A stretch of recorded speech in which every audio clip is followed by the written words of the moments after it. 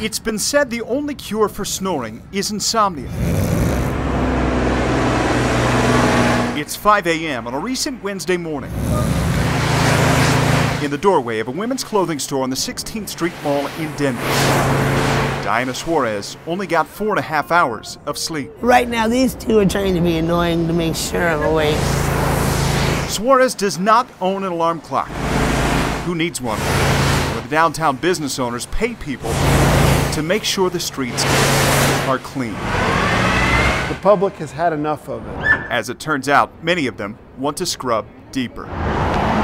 Just 8 hours earlier, behind Rockmount Ranchware, I've found needles, syringes. owner Steve Weil stepped into his alley you could smell just off the mall. You walk near here and the stench is overpowering.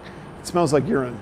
And we have power washed this many times. Like dozens of business owners, he says Denver needs a law to keep people from camping where people should be sleeping indoors. We do not need to be a haven for people breaking social norms and the law. But people like Suarez have never cared much for what's normal. For 3 months, she's been sleeping in the door jamb of a place where many women love to shop. But there's no way she says she can, or even wants to, afford what's inside. This is how we lived all the time. We didn't have houses. We didn't have all these clothes, you know. We were nomadic. She says she's tried to find real housing. She's tried the shelters, but gave up. Being in a shelter with so many people is rather hard to deal with. Apparently, the shelters were no place for 51 other people who slept on the mall on this night. One man even used 4 rolls of real soft brand toilet paper to cushion the hard reality below. On any given night, there are about 200 to 400 people who are not able to get into shelters. Those who help the homeless say a camping ban only forces people farther into the shadows. It basically criminalizes the act of being homeless, even though the city recognizes that there aren't those alternatives for people to be. It does not make being homeless illegal, but it does draw attention to the fact that there are individuals who need assistance.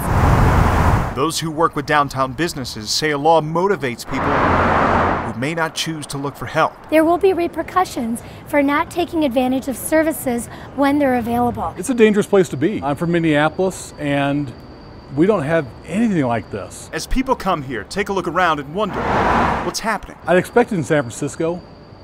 I didn't expect it in Denver. Those on the streets wonder what will happen to them. They want to force us out into the other counties or cities. Somehow you gotta find a way to help these people. If the cops really start to crack down, then we either all go to jail or we go somewhere else.